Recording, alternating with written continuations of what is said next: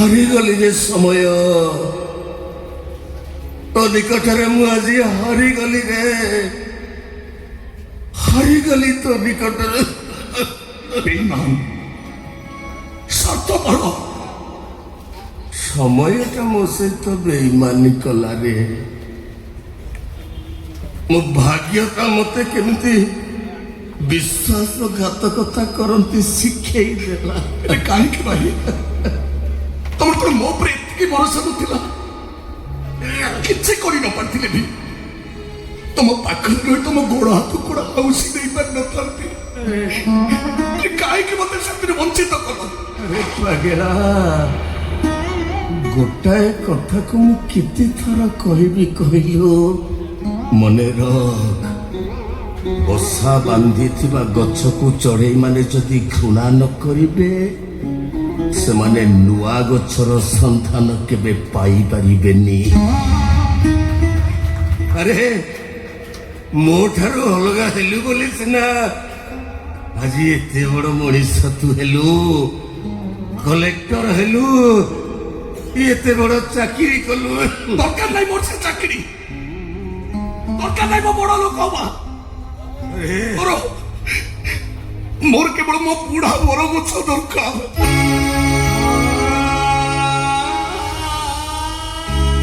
ଯୋଉ ଗଛଟା ନେଇ ପିଲାଟି ଦିନ ଆଜି ପର୍ଯ୍ୟନ୍ତ ଡେଇ ଡେଇ ମୁଁ ବଡ ହେଇଛି, ମୋର କେବଳ ମୋ ଭାଇ ଦରକାର। ପାଗଳାରେ ଆଜି ମତେ ସବୁ ମିଳିଯାଇଛି ରେ। ତୁ ବଡ ମଣିଷ ହେଇଛୁ, ଚାକିରି କରିଛୁ, ମୋ ପୂଜାକୁ ଗୋଟାଏ ଭଲ ମର ମିଳିଯାଇଛି। ଆଉ ମୋର କିଛି ଦରକାର ନାହିଁ ରେ। ବହୁତ ଖୁସି ମୁଁ ଆଜି।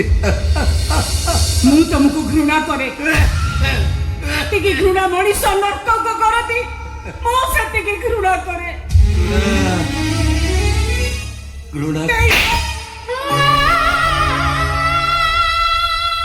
ବିଶ୍ୱାସଘାତକ ମୋ ସ୍ତ୍ରୀ ପଡ଼ିଆରେ ଏଇ ମୂଲ୍ୟ ଦେଲା ମତେ, ଏଇ ଉପହାର ଦେଲା ମତେ, ଏଇ ଉପହାର।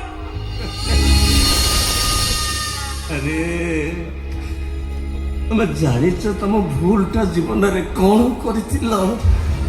ତମ ଜୀବନର ସବୁଠାରୁ ବଡ ଭୁଲ ହଉଛି ତମେ ମତେ ଏତେ ଭଲ ପାଉଥିଲ କାହିଁକି? ସେଇଟା ମୋ ପ୍ରଶ୍ନର ଉତ୍ତର। ଏତେ ଭଲ ପାଉଥିଲ କାହିଁକି ତମେ? ପିଲାଦିନେ ମୁଁ ଭୁଲ କଲେ ମତେ କାନ୍ଧରେ ଉଠ ବସ କରେଇ ଦଉଥିଲ, ଖରାରେ ଆଣ୍ଠାଇ ଦଉଥିଲ, ଆଉ ଆଜି ସେମିତି ଭୁଲ କଲି ମୁଁ ସେମିତି ଦଣ୍ଡ ଦଲନି କାହିଁକି ଭାଇ? କାହିଁକି ସେମିତି ଦଣ୍ଡ ଦଲନି? ଏମିତି ଘୃଣା କରୁଛେ ମୋ ମୁହଁ ବି ଟିକେ ଚାହିଁଲନି ଭାଇ? ନାଇଁ ରେ, ସ୍ୱାର୍ଥ ଲୋଭରେ ଅନ୍ଧ ହେଇ ମୁଁ ଅଞ୍ଜଳି ହେଇଯାଇଛି। ଆପଣ ମତେ କ୍ଷମା କରିଦିଅନ୍ତୁ ଭାଇ। ଆଉ ତୋର କଣ ଦରକାର? ତୁ ତ ଯାହା ଖୋଜୁଥିଲୁ ପାଇଗଲୁ, ଆଉ ତୋର କଣ ଦରକାର? ଭାଇ ତୁ ଭଲ ହେଇଯିବୁ। ଆମେ ଡକ୍ଟର ସହିତ କଥା ହେଇକି ଆସିଛୁ। ମୋ ଫ୍ଲାଇଟ୍ ଟିକେଟ୍ କାଟି ଦେଇଛି, କାଲି ସକାଳେ ଆମେ ମୁମ୍ବାଇ ଚାଲିଯିବା। ଆମେ ମୁମ୍ବାଇ ଡକ୍ଟରଙ୍କ ପାଖରେ ତୋ ରିପୋର୍ଟ ବିଷୟରେ ପଠେଇ ଦେଇଛୁ। ସେ କହିଛନ୍ତି ଅପରେସନ କରି ତୁ ନିଶ୍ଚୟ ଭଲ ହେଇଯିବୁ। ଗାୟତ୍ରୀ ଶୁଣିପାରୁଛ? ଗାୟତ୍ରୀ ଶୁଣିପାରୁଛ ତମେ? ମୁଁ ବମ୍ବେ ଯିବି।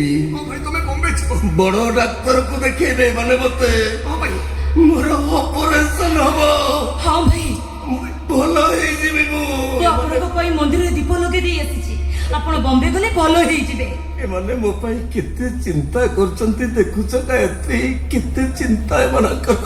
ଆଉ ମୋର କିଛି ଦରକାର ନାହିଁ। ତୁ ଭଲ ହେଇଯିବୁ। ଆମ ଗାଁ ମଞ୍ଚ ପୁଣି ତୁଲୁକିବ, ମାଇକି ବାଜିବ, ସକାଳୁ ପ୍ରଚାର ଗାଡି ବାହାରିବ, ଆଉ ପ୍ରଚାର କରିବ ଆଜିର ନାଟକ ହରିଶ୍ଚନ୍ଦ୍ର। ମୁଖ୍ୟ ଭୂମିକାରେ ହରିଶ ଦାସ। ଆଉ ମୁଁ ନାଟକରେ ଶେଷ ଦୃଶ୍ୟରେ ସେଇ ଗୀତଟା ଗାଇବି।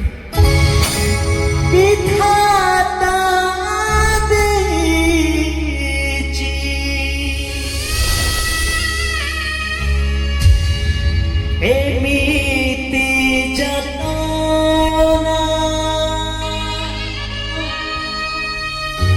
ନିଜ ମୁହଁଟାକେ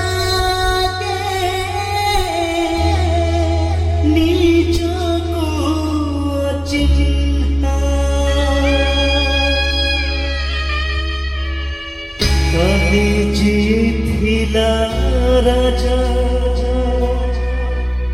আজি সে ফকিরা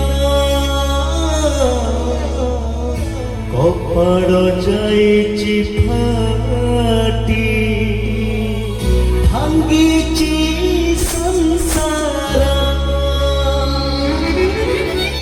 কালি যিয়ে থিলা রাজা আজি সে ফকিরা কপাড় যাইছি ফাটি